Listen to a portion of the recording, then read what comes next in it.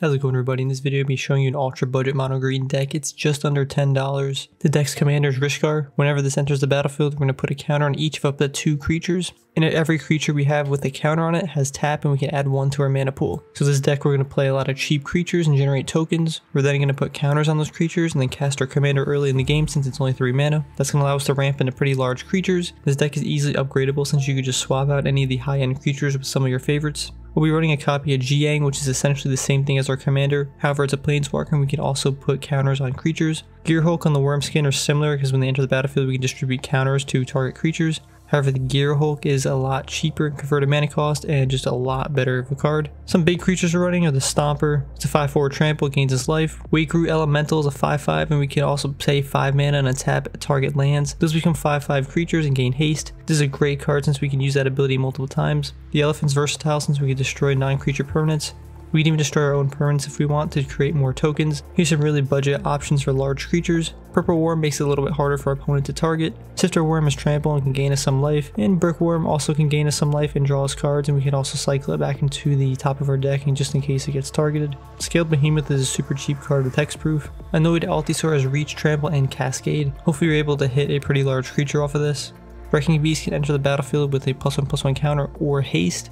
And Charging Binox I thought was pretty funny because other players can help us cast a spell, so we can essentially make friends with one of our opponents. Moving on to some sorcery spells. Each of these are going to allow us to generate some tokens. Feral Incarnation is a little expensive on the converted mana cost, but the card art is absolutely insane. This also has Convoke, so we're never really going to be casting it for 9 mana. We're going to want to cast Chatterstorm on a turn where a lot of people have played a lot of spells. It is sorcery speed, so it's a little bit more limited. Bestial Menace is going to allow us to create 3 different tokens of different power and toughness. Dawnhorde Mentor, it makes a good blocker for 3 mana, and when it enters the battlefield, we're going to get a 1/1 human. Whenever Thorn Lieutenant becomes a target of spell and ability an opponent controls, we're going to get a 1/1 token. We can also beef this card up in case we have extra mana. And Jade Mage is going to allow us to put some more tokens on the battlefield with extra mana that we have. Both Ferocious Pup and the Spider are going to enter the battlefield and create another token. When the Spider and the Boar die, they're going to create a token and replace themselves. This is nice in case we get board wiped.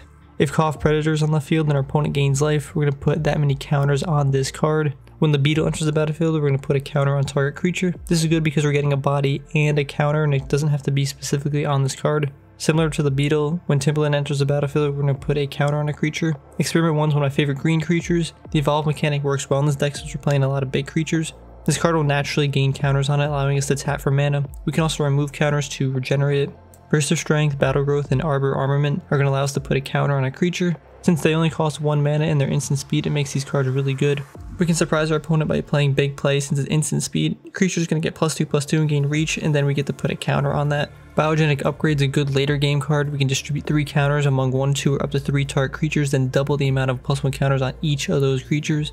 And Mutant Spray is going to allow us to target a creature with a counter on it and fight another target creature an opponent controls. This deck doesn't run a lot of removal, so this is at least one way to destroy a creature that might be causing problems. Ranger's Guile and Snakeskin Veil are going to protect our creatures, giving it hexproof. Ranger's Guile is only going to give it +1 to the end of turn, however the other card is going to allow us to put a counter on that creature. We do run a little bit of an Explore package since it fits well in this deck. Whenever a creature we control explores, we're going to put a +1 counter on Wild Growth Walker and we get to gain some life. Enter the Unknown is going to allow us to target any creature and make it explore. Enter the Unknown is also going to allow us to play an additional land this turn. For only 1 mana, it's pretty crazy. Whenever Emperor's Vanguard deals combat damage to a player, we're going to explore. Whenever Jadelight Ranger enters the battlefield, it's going to explore 2 times. Both of these cards, whenever they enter the battlefield, they're going to explore once. The only difference about them is the power and toughness. On to some ramping cards. Paradise Druid and these 2 elves are going to allow us to generate some extra mana early in the game. Same thing with the Voyaging Satyr, we're going to untap target land. Whenever the other 2 elves enter the battlefield, they're going to allow us to search our library for a land and put it onto the battlefield. We can sacrifice the Elk to search our library for a basic land and put it on the battlefield. Whenever the Elder dies, we're going to get lands from our deck to our hand. We can also sacrifice this card to draw a card, which will also trigger the die effect. Whenever Fertilid enters the battlefield, it's going to come in with 2 counters. We can also pay mana and remove counters at instant speed to search library for basic land and put onto the battlefield. What's also nice about this deck is we have the ability to give this creature more counters.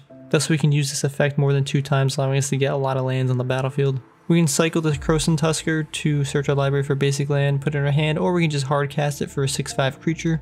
And the Dryad's nice because we can search our library for a forest and put it on the battlefield. Or we can put it onto our opponent's side of the field and make this card really big with counters. Since this card is Forest Walk, it can't be blocked if our opponent has a forest.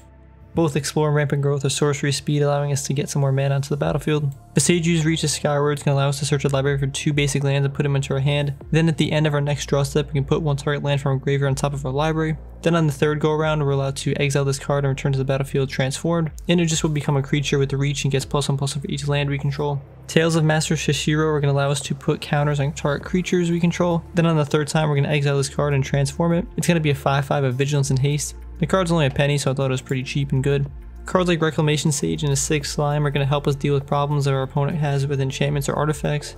Brutalizer Exarch is nice since it's a creature on the battlefield, but we also get some effect. We can either search our library for a creature and put it on top of our library, or we can put a target non-permanent onto the bottom of its owner's library. Abundant Harvest and Adventurous Impulse are going to allow us to search the top of our library to at least get a creature or land. Garruk's Pack Leader is going to give us a body on the board as well as some extra card draw. To save money, we're only running 1 spicy land, but I highly recommend adding this. We can tap the Vastwood and put a +1/+1 counter on each green creature that enter the battlefield this turn. Super good for this deck. And then on top of that, we're running 34 Forests. Again, the main strategy for this deck is to play a lot of creatures and get counters on those creatures, and then play either the Planeswalker or your commander, allowing you to tap for a lot of mana, and then summon some big creature. I wouldn't consider this deck amazing, however there's so many other cards you can add to this deck to make it better. Cards like Hardened Scale or Doubling Season might be a little more expensive, but it could be potential upgrades if you like this deck and want to go further. Also feel free to throw in any of your favorite green creatures, this deck is definitely versatile. Let me know some cards down below that are super cheap that I probably should add it to the deck.